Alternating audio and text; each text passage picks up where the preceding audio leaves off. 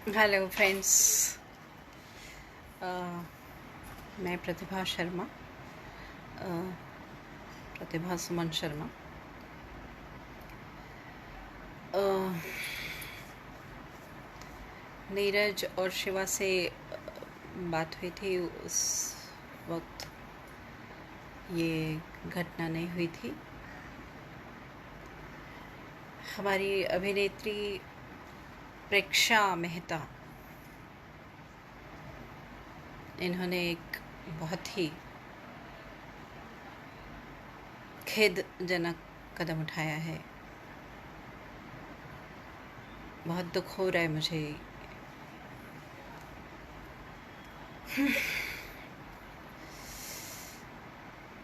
उनका last post था Facebook पे, बुरा होता है सपनों का मर जाना। वाकई बुरा होता है सपनों का मर जाना। प्रेक्षा का इस तरह से चला जाना ये बहुत ही दुखद है। मेरी तरफ से और आर्ट ऑन क्लिक इस ग्रुप की तरफ से मैं उनको विनम्र श्रद्धांजलि अर्पित करती हूँ।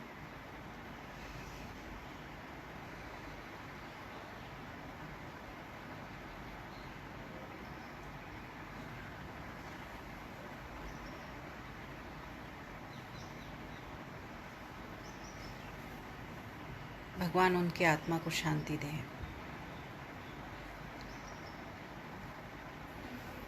बात हमें इसी सिलसिले में करनी थी कि आर्ट किस तरह से दवा का काम करती है समाज में, मेडिसिन का काम करती है। ये वाकई में मेडिसिन का काम करती है, समाज उद्धार का काम करती है, आपको सोचने पे मजबूर करती है। इससे क्रांति नहीं बन सकती, क्रांति के मार्ग पर अग्रसर हुआ जा सकता है। और जिस तरह के समाज में आजकल हम जी रहे हैं, जिस तरह के इस दौर में हम जी रहे हैं, कोरोना एक महायुद्ध की तरह हमारे सामने खड़ा है, जिसे हम सबको ही फेस करना है, सबको। और कोई हथियार लेकर नहीं, खुद की केयर करते हुए, घर में रहते हुए। यही एक हथियार है। Be safe, be at home. अजीब है, बहुत अलग सा एक्सपीरियंस है। इसमें कईयों को डिप्रेशन जैसी समस्याएं हो सकती है, होना वाजिब भी है।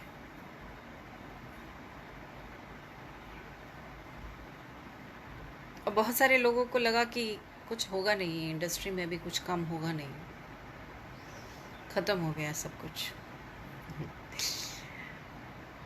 एक मार्ग बंद होता है तो और 10 मार्ग खुलते भी है। कभी कोई भी मार्ग पूरी तरह से बंद नहीं होता है, कोई गुफा नहीं बन जाती। अगर गुफा भी बन गई है तो एक छोटी सी उम्मीद की किरण कहीं से होती ही है। ऐसे वक्त में सुसाइड करना माने ठंड, बहुत गहरी ठंड, बहुत कड़कड़ाती हुई ठंड में आपने अपने जो ऊपर जो उड़ा हुआ है दुशाला, उसको उखाड़ के फेंक देना है, निकाल के फेंक देना है। सुसाइड मतलब ये है और कुछ नहीं। हमें धीरज से हर समय हर चीज़ को सामना करना चाहिए। हर चीज़ का सामना हमें करना चाहिए। उम्मीद जगाए रखनी चाहिए। एक किरण हमेशा अपने अंदर प्रज्वलित रखनी चाहिए। और इसी का नाम ज़िंदगी है। इस छोटे छोटे लम्हों में भी, छोटे छोटे चीज़ों में भी खुशियाँ ढूंढना, यही ज़िंदगी है।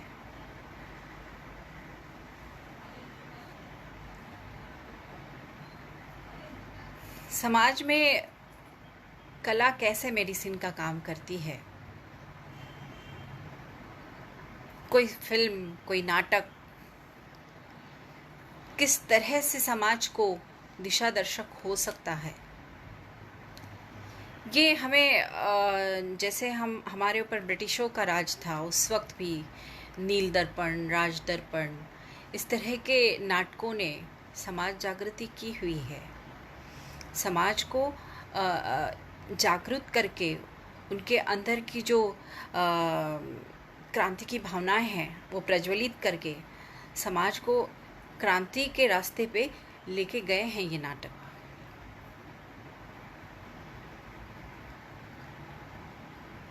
आज के दौर में सिनेमा भी वही काम कर सकता है,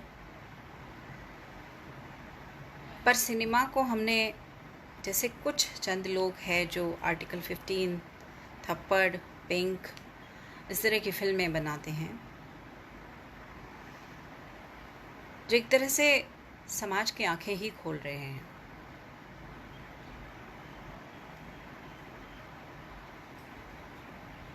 थप्पड़ एक ऐसी फिल्म है जो अच्छा खासा तमाचा मारा है अनुभव सिन्हा जी ने अपने फिल्म के द्वारा। अच्छा जम के थप्पड़ मारा है समाज के मुंह पे।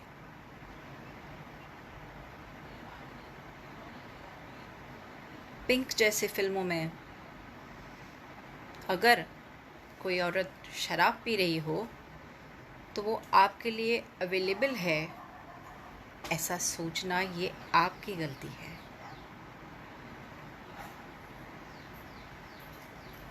किसी के भी कैरेक्टर को आप बाहरी चीज़ों से जज नहीं कर सकते, और ख़ास करके वो औरत है तो बिल्कुल ही नहीं। नमस्ते देवेंद्र अहिरवाल जी,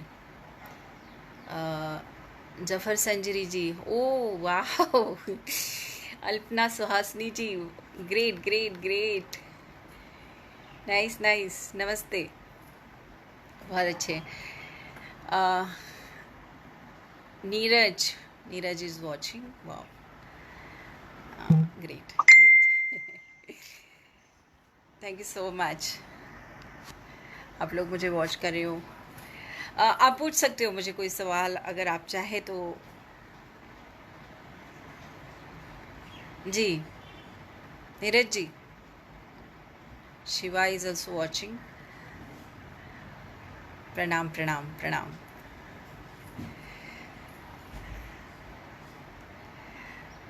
मैं नीरज जी की वो पोस्ट देख रही थी प्रेक्षा के बारे में। बहुत बुरा होता है सपनों का मर जाना।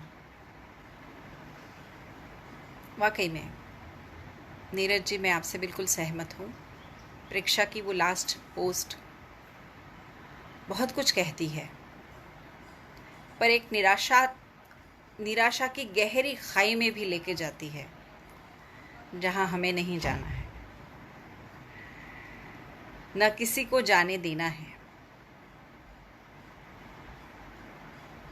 अपने आसपास, अपने आजू बाजू, अपने दोस्तों की खबर लेते रहिए, उनसे पूछते रहिए कैसे है, क्या है, ऐਵੇਂ ही फ़ोन करते रहिए। जी बताइए अल्पना जी, आज कुछ खास?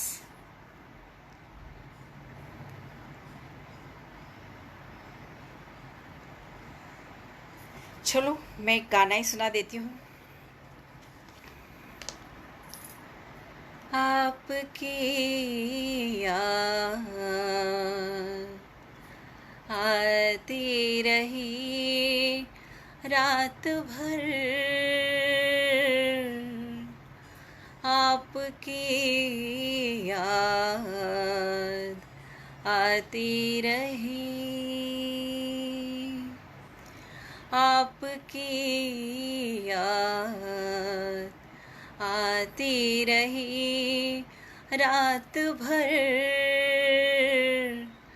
आपकी याद आती रही। रात भर दर्द की शम्मा जलती रही, रात भर दर्द की शम्मा जलती रही। गम की लौ थरथराती रही रात भर, आपकी याद आती रही।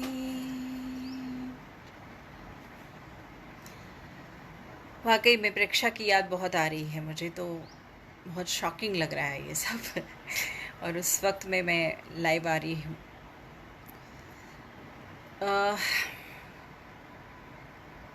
जी, कोई किसी का कोई सवाल कुछ पूछना चाहते हैं कोई?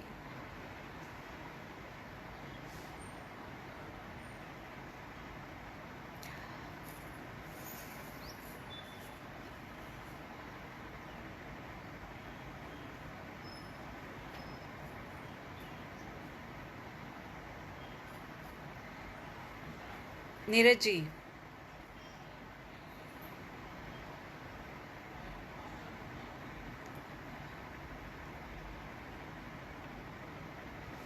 मुझे लगता है कोई सवाल कहीं आ नहीं रहा है कहीं से भी। सब लोग बस देखते जा रहे हैं कि मैं क्या बोलना चाह रही हूँ। दिमाग में बहुत कुछ था बोलने के लिए, लेकिन मैं एन वक्त पे मुझे प्रेक्षा की जो जैसे ही न्यूज़ मैंने पढ़ी फेसबुक पे, मैंने बहुत लेट फेसबुक खोला और मैंने प्रेक्षा की जैसे ही न्यूज़ पढ़ी तो मुझे बेहद ग्लानि, बहुत दुख हुआ। पर उसके साथ साथ ही हमारे समाज में किस तरह से मतलब अगर वो एक घर में रह रही है, कहीं मुंबई से वापस आई है और वो कहीं डिप्रेशन की स्थिति में है, तो वो कोई अकेली तो है नहीं ना घर में, उसके साथ और भी तो लोग हैं। यही स्थितियाँ होती है जो हमें एक दूसरे को संभालना होता है, एक दूसरे का ख्याल रखना होता है, एक दूसरे से कॉन्वर्सेशन, कम्युनिकेशन रखना होता है कि बेटा तुम्हें क्या लग रहा है, क्यों ऐसा इतना उदास हो गए हो। कहीं कहीं ख़त्म नहीं होती है ज़िंदगी, कोई एंड नहीं होती है, चलता रहता है सब कुछ। ये पड़ाव है ज़िंदगी के। ऐसा उस बच्चे को कोई पास में बैठकर गोदी में बिठाकर समझाना चाहिए था, कम्युनिकेशन करना चाहिए था। यही कम्युनिकेशन होता है जो हमें एक दूसरे के साथ करते रहना चाहिए, करना चाहिए घर में भी, कि अगर पर्टिकुलर व्यक्ति परेशान है तो क्यों परेशान है, क्या उस स्थिति में उसकी क्या मदद की जा सकती है, क्या उसको अच्छा लग रहा है, क्या उसकी चॉइसेस है जो उसको अच्छा लगे ऐसा करें हम लोग सब मिलके।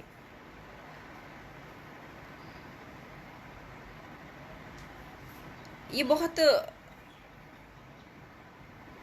क्या बोलते हैं, लॉकडाउन में ऐसी स्थितियाँ, मतलब मैं एक राइटर का, इटली के राइटर का कोई एक लेटर पढ़ रही थी, तो वो कह रही थी कि इस स्थिति में, लॉकडाउन की इस स्थिति में बहुत सारी ऐसी विषम परिस्थितियाँ आएंगी जहाँ पे रिलेशंस, बहुत सारे लोगों के इसके बाद डिवोर्स होंगे, बहुत सारे लोगों में अंडरस्टैंडिंग बनेगी, बहुत सारे लोग एक दूसरे के बहुत करीब आएंगे, बहुत सारे लोग एक दूसरे से बहुत दूर जाएंगे।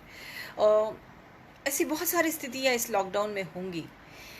आप परिवार को बिल्कुल एक 1-to-1 स्थिति में लाके खड़ा कर सकते हो।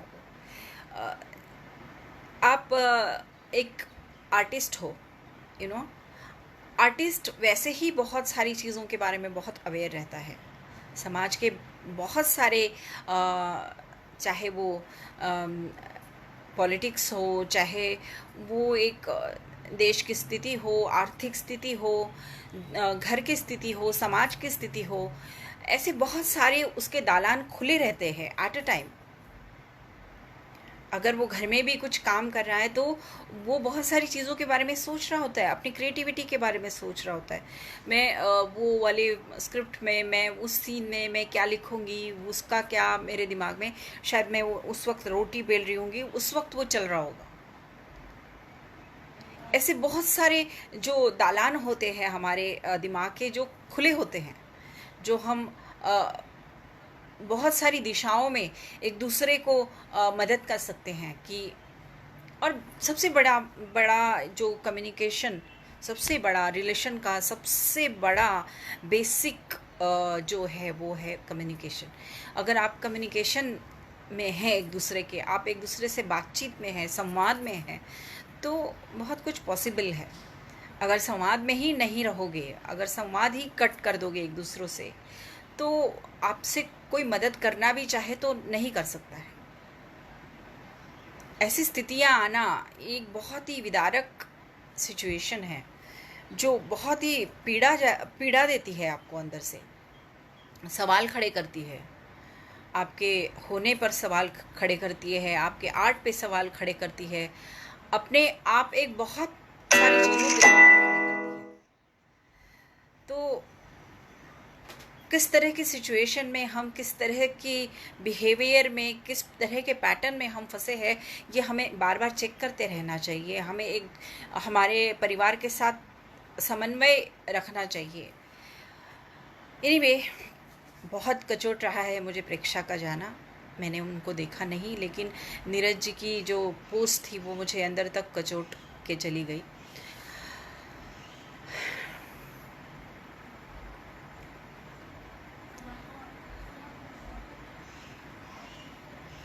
कोई कुछ सवाल ही नहीं पूछ रहा है, कोई कुछ कह ही नहीं रहा है, तो मुझे भी बड़ा लग रहा है कि मैं अकेली क्या बात करूं। मुझे शिवा ने कहा था आपके जो अनुभव है आपके फ़िल्म के बारे में, शिवा ने मुझे कहा कि उनको मेरी वो फ़िल्म इतनी पसंद आई कि उन्होंने उसको काफ़ी बार देखा। Thank you so much Shiva. हाँ, उस फिल्म की एक यात्रा बहुत, एक उस पे भी एक फ़िल्म बन सकती है, इतनी बड़ी यात्रा है। काफ़ी साल लगे उसको एक तो बनने में। बीच में काफ़ी बार मैं भी निराश हो जाती थी, काफ़ी बार मुझे ऐसा लगता था कि अब बंद कर देना चाहिए। काफ़ी बार मैं अपसेट हो जाती थी, फिर मुझे पता नहीं कहाँ से मैं अपने अंदर से प्रेरणाएं ढूंढती रहती हूँ। तो मुझे अंदर से ही प्रेरणा मिली कि काफ़ी बार ऐसे होता है कि मुझे अंदर से ही प्रेरणा मिलती है, और मैं उस प्रेरणा को लेके, फिर उस धागे को लेके मैं चलती रहती हूँ, मैं छोड़ती नहीं उस धागे को। और फिर धीरे धीरे धीरे धीरे चीज़ें बनती गई, एक शूट, दूसरा शूट, तीसरा शूट, फिर एडिट करके देखना, फिर नया शूट लगाना कि नहीं नहीं यहाँ पे कुछ चाहिए। फिर मैंने पूरी की पूरी स्क्रिप्ट बनाने के बाद फिर उस वापस री एडिट किया फिल्म को, फिर वापस नए से स्क्रिप्ट लिखी, वापस नए से उसको रिकॉर्ड किया, वापस उस पे सीन लगाए। मतलब ये बहुत द्राविड़ी प्राणायाम बोलते हैं इसको, ये मैंने बहुत किया इस फिल्म में। तो ऐसा भी बहुत गुस्सा भी हो जाती थी मैं अपने एडिटर के ऊपर, पर वो राहुल जी का बहुत बहुत शुक्रिया कि उन्होंने कभी ब्लास्ट नहीं हुए मेरे चीज़ों को लेके, वो बहुत पेशेंटली काम करते रहे। बहुत सारे शूट्स ऐसे भी रहे कि मुझे किसी ने मदद ही नहीं की, क्योंकि वहाँ जाना, पहाड़ों में जाना, वहाँ पे अपना कोई होना बहुत ज़रूरी है, और फिर उसके बाद आप शूट लगा सकते हो। मैं काफ़ी बार तो बस लैंडस्केप लेके चली आई हूँ, मतलब लैंडस्केप ही शूट करके चली आई हूँ, ऐसा भी हुआ है। पर एनीवे वो लैंडस्केप भी मुझे काम ही आए हैं। काफ़ी लंबा प्रोसेस रहा यहाँ पे। 500 किलोमीटर जब वो लोग चल के आए, तब से लेके 2011 से लेके 2016 के, मैं कह सकती हूँ कि जनवरी फरवरी से हमारी जो एडिट स्टार्ट हुआ, तो 9 मंथ उसका एडिट चला। उसके बीच में भी मैंने 2 शूट किए। उस वक्त मेरे बच्चे भी छोटे थे, 2011 की बात है अगर हम कहें तो, 2011, 12, 13, तो बच्चे भी बहुत छोटे थे। उस वक्त मेरी माँ आती थी माँ माँ का मुझे बहुत साथ रहा हर चीज़ में। माँ ने हमेशा साथ दिया मेरा। अभी मेरे फादर भी चले गए हैं इन्हीं दिनों में, बहुत ज़्यादा दिन नहीं हुए हैं, उनको भी 15 एक दिन ही हुए हैं। तो अभी माँ भी उसी तरह से अपसेट है, हर वक्त मेरे लिए खड़ी रहती है। आज मुझे उसके लिए खड़े रहना है। और सच कहें तो ये फिल्म मैंने अपनी माँ की वजह से ही बना पाई।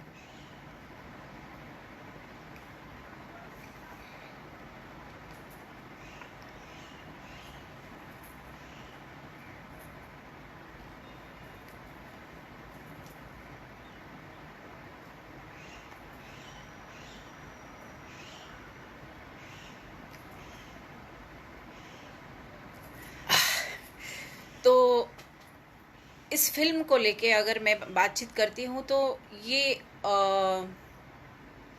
ट्राइबल्स की अपने संघर्ष की कहानी है, जो ऐसे संघर्षशील है कि वो हर चीज़ में सेलिब्रेशन ढूंढ लेते हैं। ज़िंदगी एक सेलिब्रेशन है उनके लिए, और उस सेलिब्रेशन को करते हुए वो कभी ये नहीं देखते कि हम रास्ते पे हैं, धूप में हैं, बिना पानी के हैं, बिना खाने के हैं। अभी जैसे हमारे कामगार लेबर क्लास की जो स्थिति थी इस लॉकडाउन की स्थिति में, जो हमारे महाशय प्रधानमंत्री कोई भी बात की बिना परवाह किए हुए हर चीज़ को बिना सोचे समझे अनाउंस कर देते हैं, और उसके बाद गरीब लोगों की स्थिति बहुत भयावह हो जाती है। किसी भी तरह का वर्कआउट नहीं होता है, किसी भी तरह का पीछे का एक तैयारी जो होती है वो किसी भी तरह की नहीं होती है, और उसी तरह से वो लोग चले जा रहे हैं रास्ते पे उनका चले जाना ऐसे लगता है जैसे, क्या बोले, बहुत विदारक, बहुत हृदय विदारक दृश्य देखे हैं इन दिनों।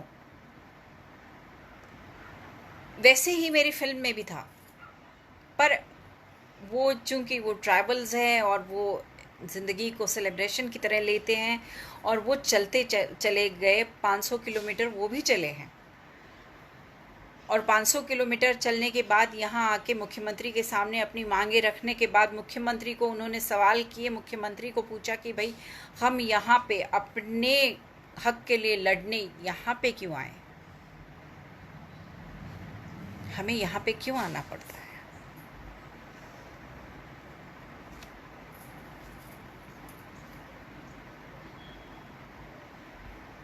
ये सवाल उठाने वाले ये जो ट्राइबल है उसमें है जिलाबाई। जिलाबाई एक ऐसी महिला है 90 साल की, जिस पे ये पूरी फिल्म बनी है। 90 साल की वो महिला जिस बिजली गति से चलती है, जिस बिजली गति से अपनी मांगे रखती है, जिस बिजली गति से भाषण देती है, और जिस बिजली गति से गाना गाती है, उसकी आवाज़ की एक खनक से पूरा सातपुड़ा पहाड़ इकट्ठा हो जाता है उस एक आवाज़ से। लड़ेंगे मरेंगे, लड़ेंगे जीतेंगे। तो उस झांसी की रानी जिलाबाई की ये कहानी है। उस बायोपिक को आगे बढ़ाते हुए ये फिल्म आगे बढ़ती चली जाती है। बेहद ऐसी स्थितियां भी हैं उस फिल्म में कि बहुत सारे सवाल खड़े करती है गवर्नमेंट के सामने, हमारे सामने, जो हम इतने पढ़े लिखे लोग हैं उनके सामने एक सवाल खड़ा करती है कि भाई इनको हम चुन के देते हैं, हम इनसे क्यों डरे।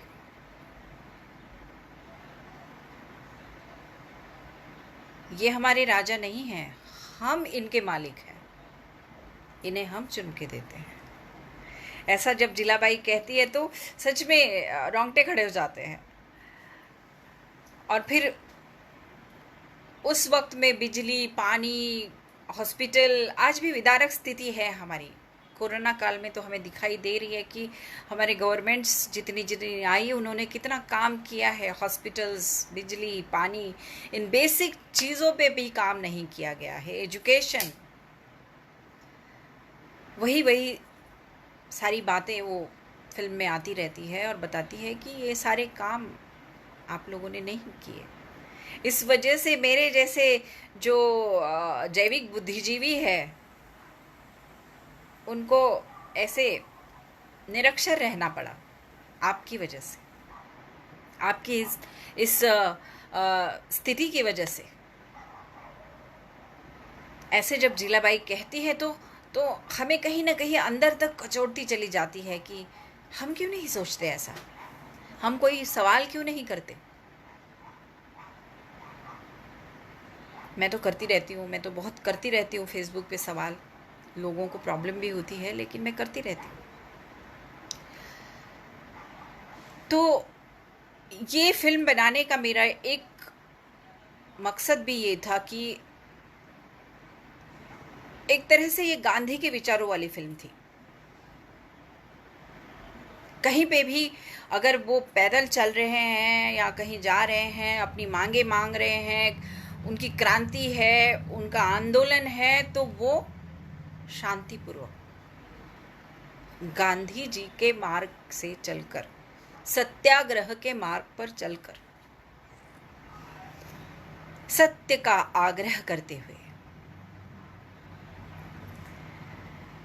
और आज हम देखते हैं सत्य का आग्रह तो लोग करते ही नहीं हैं। आंदोलन का स्वरूप क्या से क्या हो जाता है। राष्ट्रीय संपदा का नुकसान होता है वो अलग से होता है, जीव हानि होती है वो अलग से होती है, और मांगे तो सरकार मानती नहीं, वो तो उनकी आदत है। क्यों माने? क्योंकि आपने इतना तो नुकसान कर दिया है। आप ही के ऊपर सवाल खड़े हो जाते हैं, आपकी मांगे कौन मानेगा। तो गांधी वैसे ही बहुत बड़े विचारक थे, बहुत बड़े क्रांतिकारक थे। उनके विचारों पर चलना इतना आसान भी नहीं है। तो ये कला के माध्यम से मैंने उस फिल्म को जो दिखाया, जो दर्शकों के सामने लाया, और जिस तरह से लोगों ने उस फिल्म को हाथों हाथ लिया, और जिस तरह से मैं 2 साल तक अवार्ड बटोरती रही हूँ उस फिल्म के, और जिस तरह से मुझे उसमें एक बतौर निर्देशिका एक नाम मिला, मैं अपने उस मेहनत को, मेरी माँ की मेहनत को, मेरे घर वाले लोगों की मेहनत को, मेरे एडिटर की मेहनत को, मेरे जो अलग अलग कैमरामैन हैं उनकी मेहनत को सलाम करती हूँ। Thank you so much.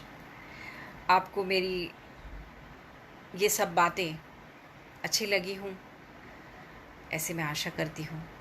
Thank you.